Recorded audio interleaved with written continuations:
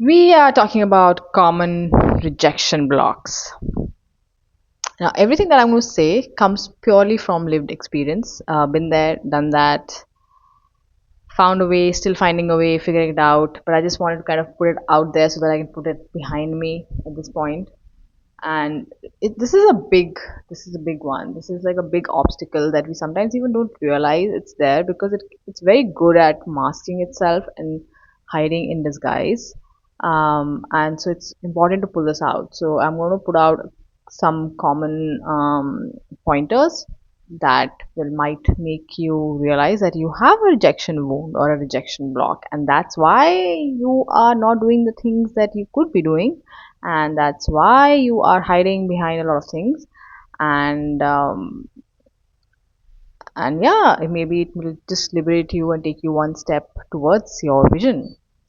So for when you talk about vision, so I've always had this image of me speaking in front of a lot of people,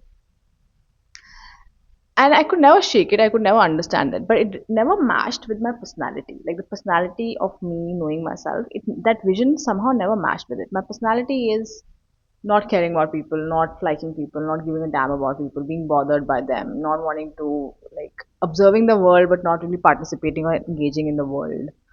Um, don't want to be anywhere in public, don't want to be in front of, always behind the camera person, be at the, like the back end of things, even like right from my childhood, like everything, whatever had to be done from outside, my mother would do it, make things done through her. Even in a relationship, I found the person who was more active and more loud and more like a people's person, and so that I didn't have to do a lot of those things and I could just hide behind.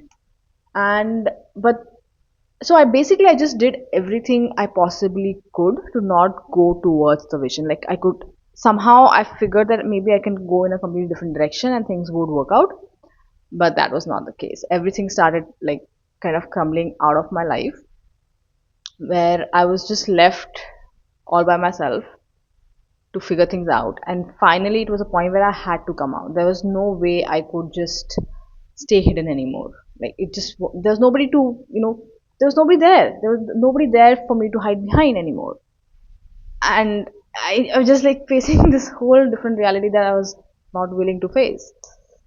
And so that's where the whole rejection thing kind of started. And I started trying to identify what are the things that I could be doing, but I'm not doing, and why am I not doing them?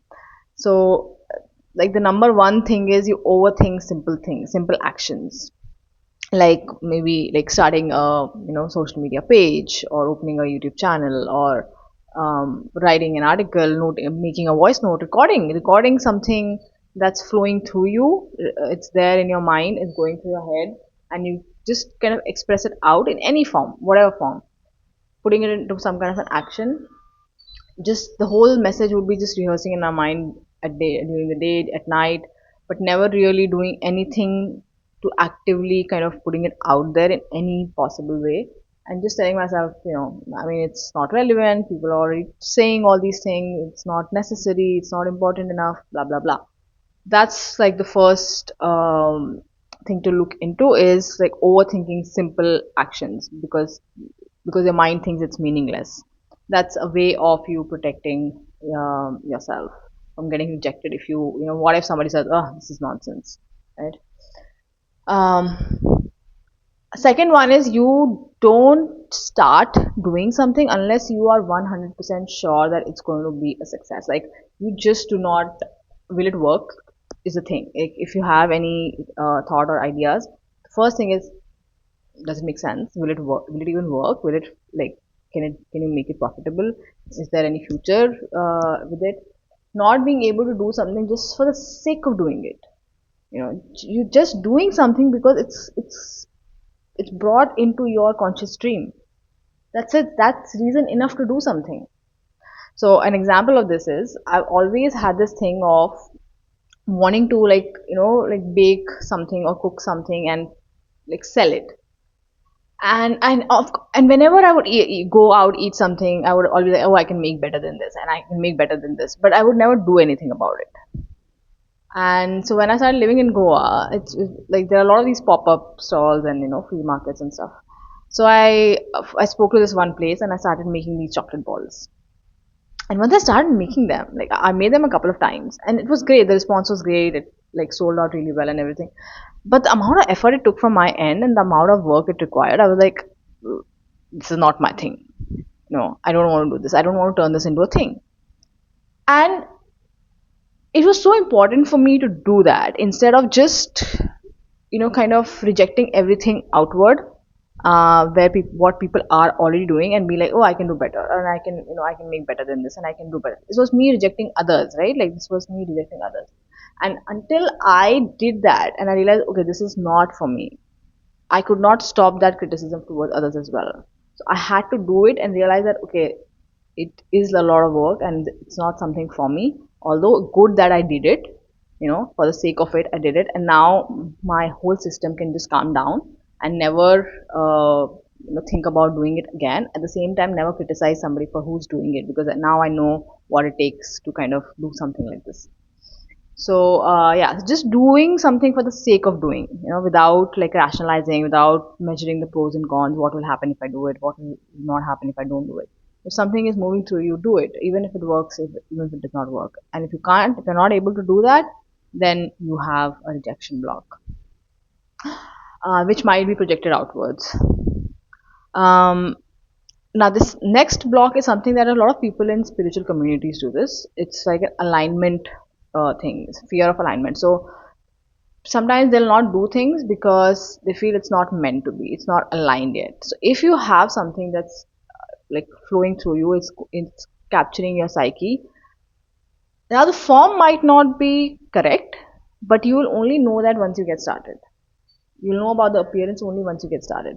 And if you're like overly spiritual, you might be like, oh, things are not aligned yet. Universe has not given me signs. And it's just root crippling fear of having to get started and waiting for signs and signs and signs and signs. Like if you got one sign, that was enough for you to get started. You're not going to get 100 signs. Okay, that's a rejection block. You are afraid that somehow you'll get some kind of clear green signal and you'll be like, okay, now you go. No, it's not going to happen. Like, I did not receive any sign to make this video or talk about rejection wounds. I didn't. There was no me feeling. I don't feel ready about talking about this topic. I don't. I feel like I've not done enough research or talk about this subject. I feel like I've not healed myself enough to talk about rejection. It'll never stop. Okay, it'll never stop. Once you sit down, I know that I've done enough practices to get myself into a state where I can go into a flow and talk about this topic. Okay, and if somebody is at level 1, somebody's completely new to this, just this much information is going to be a huge thing for them, and it's going to save them so much time, effort, energy in going around in circles and like trying to understand their different wounds, their different chakras, what healing they need. A lot of your spiritual problems are actually earth related problems. If you don't sort your earth related problems, it's extremely difficult to kind of go into a different spiritual dimensions. So sort your earth related problems, and one of the biggest problem that you can sort out in yourself is this rejection block or a wound that is making you crippled. So, another thing is, another rejection wound is you don't ask for anything directly. You always talk in circles, you always dancing around the bush. You cannot straight up ask for help, because if you straight up ask somebody, hey, can you do this for me, they might say no. Or if you just tell somebody, can you, like, even if something as simple as, can you drop me here, or can you make something for me, can you bring me this, you dance around. You want to ask for it, but you dance around a lot. You'll over explain, or you like, to this happen and that happened and this happened, and then can you maybe can you do this? Something like that. You don't straight up ask for it because you don't want to get rejected.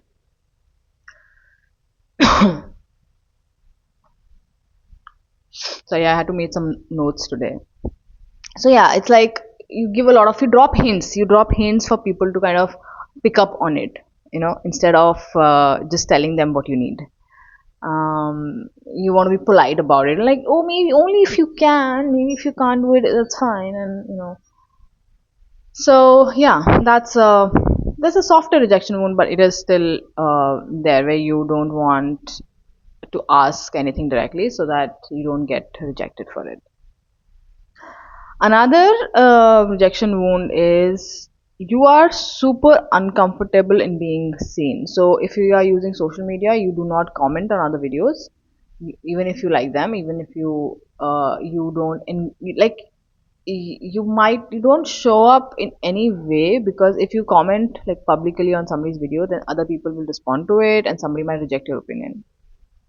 So you're like the silent observer on social media or in group discussions or conversations, because somebody will just contradict what you're saying, or somebody will completely dismiss what you're saying, and that goes against your personality. So you rather be this quiet observer than and your mind might even go quiet in those moments. You might not have anything to say in those moments, because it knows that it doesn't want to get rejected by other people's opinion and somebody else kind of overpowering your opinion. Um, another rejection wound is you reject, like you dismiss ideas very quickly. So if you have like ideas coming in, you kind of shake them away, like, okay, that's not possible, that's not for me, this is not something that I could be doing. Or your brain goes into a lot of different possibilities of those ideas and goes into this fantasy and imagination, but it never comes into the body, because then you'll have to actually do something about it. And if you did something about it, it might be cancelled off. Somebody might kind of call you out on it and be like, you're not equipped to do it, you're not the right person to do it. So you will probably just dismiss the idea firsthand, or just fantasize about that idea, so that, and get the feel good feeling that that would come from execution, but you get it by just imagining it, and then you kind of dismiss doing anything about it. But that stuckness still stays in the body, it does not like go away. It's like something that you could be doing that you're kind of not doing. So another is you're always in this observer mode. This observer, like you are observing the world, you are observing, even you are observing yourself, even if you're like self-aware and you're observing yourself, you're constantly just in this observer mode where everything is being observed. You're observing what you're doing, you're observing what others are doing, but it's just not transpiring into action. There's a pressure, there is a stuckness, but it's not at all transpiring into any kind of movement, in any kind of action. Uh, and you just, it's like, the world is kind of functioning around you, like going in circles, and you're just there, uh, like like a statue, like a statue in the circle mark in the market, and the world is just doing, the market is kind of flourishing and thriving and moving, but you're just there like a statue. So that can be like super frustrating, super super frustrating. um you in consciously choose environments. Another block is we consciously choose environments where you don't have to be seen a lot. So you will, even like the team, the group, the kind of places you choose to stay, you don't have to actively participate with anyone. You don't have to kind of engage with other people. You don't need to, like, somebody is there to do things for you, somebody is there to kind of invite you to parties, and you can just like be that quiet person somewhere in the corner. And so this will show up like a lot in your behavior, where your entire nervous system is kind of like frozen. You have like opinions about everything, but those opinions might not be nice or polite. So you're just kind of afraid, and you just like pick only go to places where you don't have, nobody knows you. Even if he knows you, your kind of head is down and you're just by yourself. Um, and you just avoid any kind of engagement with anyone. Um, another another wound would be you are enough self-aware, you are enough, you have done enough meditation or practice or whatever, and you know you want some kind of a growth, you know you want some kind of an expansion, but you are in a healing spiral circle because you feel that some wound has not yet cleared, some healing session has not fully done, and that's why you're not able to like move forward or do something about it. But that's not the case. No matter how many healing sessions you do, you cannot replace some kind of an action. You cannot replace that. And and that vision that feels so far off, that feels so far-fetched, are so unreachable, it will only clear up when you take that first step. Unless you take that, make that, okay, I have this vision and I'm ready to take one step. It's not going to show you, it's not going to show you what that thing is, what you have to do, how it will happen. No, your brain might make other plans, but it might happen something in some other way completely. But you have to start, take that one step, and that one step you'll only take when you understand your rejection wounds and like reduce your rejection sensitivity. Because the more rejection becomes fun for you, the more rejection becomes like, oh cool, chill, no problem. You are not going to tackle other issues. Your nervous system is going to stay where it is. You can learn all about nervous system regulation. It's not going to do jack shit. Okay. You can do all the healing modalities in the world. It's not going to do anything. It's only going to give you feel good feeling. First thing, first core block, which is like also like a root chakra fear block. But even to go in there, first address your rejection sensitivity.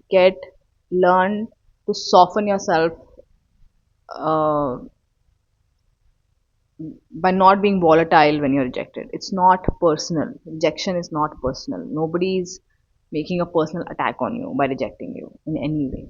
No matter how big that rejection is, whether it's a job rejection, whether somebody does not be friends with you, whether you get rejected in a relationship, whether you are fired in a company, whatever it is, it's not personal. It's not personal. And no matter how much we fear rejection is always there. Nobody has escaped rejection in their life. But when it comes to their vision, somehow they think they'll get away with it. Somehow they think they'll manage to live this whole different life in a completely different direction, and it won't catch up, and life will not catch up to them. And then you end up going into a life of regret. You want to live a life of regret? Sure, that's your choice. But if you don't want your vision to start manifesting in weird ways in your life and in your body, you better take that one step. And you'll only be able to take that one step when you become pro at taking rejections. Like, become super happy about getting rejections. So, I hope you identify these attributes in you. And if you are ready, I will be creating a whole journey of different tasks that you can start from day one, and which will go on till you become desensitized by rejection and start enjoying rejection. And from there, you can look at your vision, you can purify your vision. Of course, the first step is not to go towards vision, but it's just to get rejection in different areas, so that you are ready. Prepare your body. Like I said, no matter how advanced spiritual practices you have, if your body cannot proceed with that, there's no point. There's no point. It's not fun when you know so much but you're not able to do better. It's not fun when you know so much and you still kind of end up doom scrolling. It's not fun when you could be when you have a lot to offer but you have no clarification and you just have no trust because you have these crazy standards that if I don't make it this big, I will not do it at all. So that you can just, nobody can skip the messy middle. Okay, if you are at point A here and if you want to go to like point 100, there is a messy middle. Nobody can escape that. So the sooner you accept that you need to go through that messy middle, the better it is. And rejection is going to be there waiting for you. So start with rejection, and then you can slowly weed out other attributes, other aspects of visibility issues, how you're struggling to be seen, because this will automatically give you confidence when you realize कि अरे किसी को कुछ फर्क नहीं पड़ रहा है, it's not the end of the world. Things will automatically start getting, you start trusting a little bit more, you start getting a little bit more confident to do things. Rejection is good. Okay, rejection is very good. So start here.